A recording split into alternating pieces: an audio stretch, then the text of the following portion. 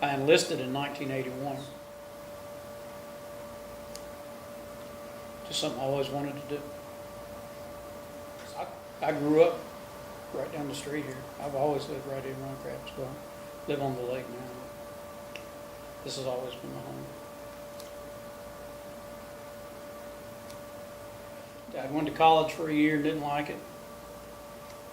Went to work at the paper mill, liked that, got married.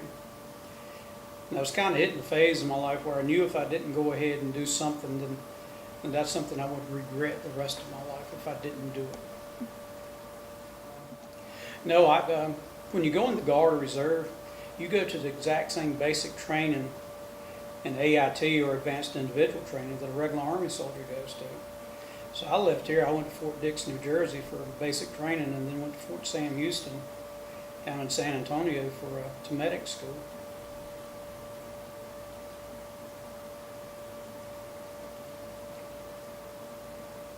Basic training in the Army now is 9 weeks. Depending on when you are shipped to training, you could have a week or two of 0 weeks where you're there, but schooling is not started. So it all depends on when you ship and when the start date of that cycle starts. AIT, you break between AIT, it depends on where you're going. Unfortunately for me, the day I graduated, I had to ship to AIT. Everybody else in my class had like a weekend or a week off before they reported to the AIT. My family had came to New Jersey to see me, and we thought we were going to have a few days together. And after the graduation ceremony, we were in formation, and they called 3 of us out to report to the first sergeant. Reported to the first sergeant. He said, "Y'all are flying out this afternoon." So, holy cow. Now, in 1983, the Runnicraft unit, or the 1st of the 119th Battalion, we went to Italy for 3 weeks to train with the Italian Army. That was the same time that the stuff was happening in Beirut. We were actually put on standby to ship across the Mediterranean to Beirut.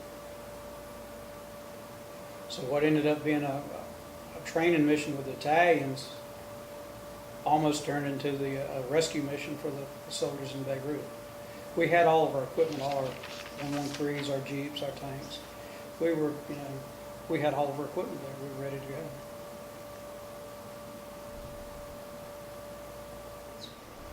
Well, I worked at the paper mill, so I had to drill 1 weekend a month and the 2 weeks in the summer. Prior to 9/11, being a reservist or a guardsman was frowned upon because you were taken out of your regular job. Back in those days, working for Champion International, that's the one the paper mill in, I was not supported at all. In fact, I was talked to several times about how much longer would I stay in that mess. And I was passed over several times for a supervisor's job. And I'm pretty sure that being a guardsman had a lot to do with that.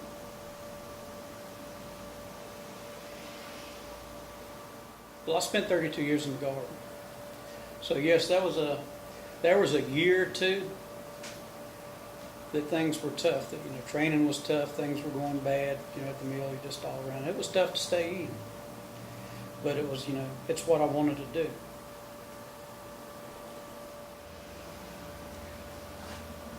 Personally, on a personal level, being in the Guard, being in the Reserve, you knew it wasn't the joke that everybody made it out to be. You knew we trained with the Army to the same standard.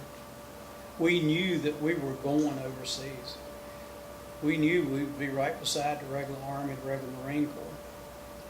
So anybody says, a lot of folks during the Vietnam era joined the Guard so they wouldn't have to go to Vietnam. If you join the Guard now and after 9/11, if you're in the Guard, you're going overseas, you're going to deploy. Yes, I went to Bosnia-Herzegovina from October 2000 to April 2001 as part of the UN force there. Then I went to Iraq from 2005 to 2006. I spent 13 months there.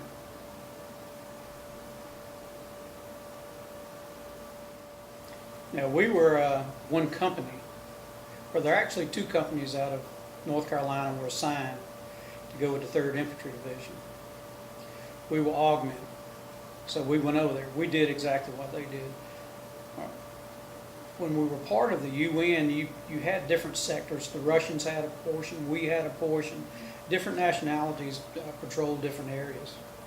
We were stabilization force. We went out on gun trucks and we patrolled. We were just a presence to let the citizens know that, hey, we're here. Now, we were right on the Serbia River where most of the mass killings went on, where the countryside was just ravaged. So most of the people that we saw were actually Serbs, the people who had actually committed the atrocities. Part of our mission was we stood guard duty at it was called the Glagova dig site.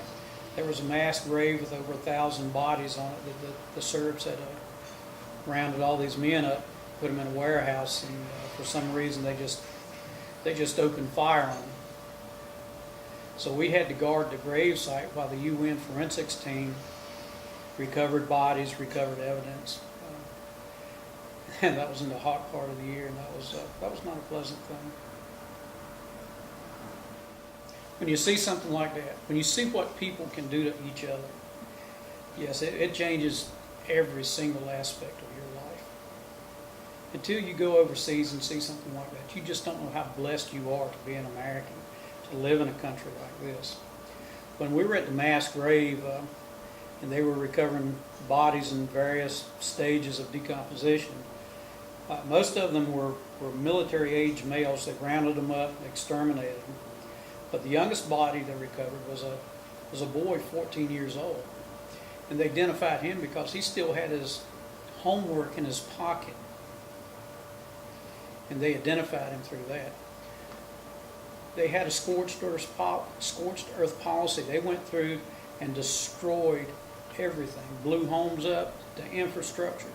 The Serbs destroyed everything.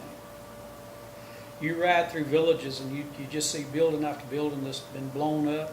They've been strafed by aircraft fire. And it's amazing how incensed you get. We would patrol and we would go up in the villages or down paths and there'd be a pile of human remains, skeletons. And that became common sight. And, does it change you? Yes, it changes you. If it doesn't change you, you're not human. And by seeing all that, I just could never understand why the UN or the United States waited so late to intervene after all that carnage. It was unreal. I tell the boys up here at the Scout Hut, I hope you never go to the places I've been and seen the things I've seen and have to do the things I did. So it's the guys from World War II and Vietnam, I just have all the respect in the world. They didn't have the support that we had when we come back. But I did have soldiers that they never could function as a normal human again after they could come back. We were actually a supply unit. I was with the Edenton unit, but we ended up going as a transportation unit. We had 4 platoons, a maintenance platoon, 2 truck platoons, and the 3rd platoon ended up being guard. We did base security. So, that was probably one of the most intense things I've ever did. Being the commander of the guard, being responsible for the security of all the troops there. It ended up being a 24-hour day, 7-day-a-week job, at least 16 to 20 hours every day.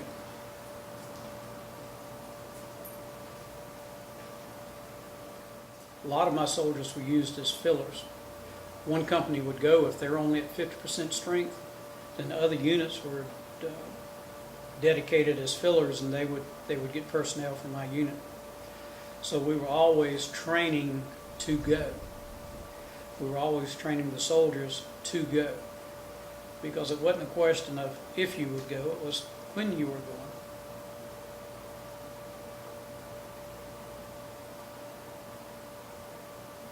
No, definitely not. When I stood in front of my last formation, the hardest thing I ever said in my life was dismissed. Because I knew when I uttered that word that that was the end of my National Guard career. I knew that was it.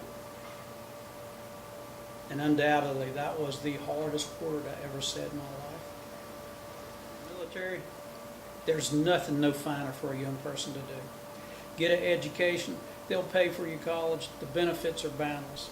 And the military is like anything else. You get out of it what you put into it. If you apply yourself and work at it, you'll love it to death. If you're a person that can't follow direction, then you'll have trouble.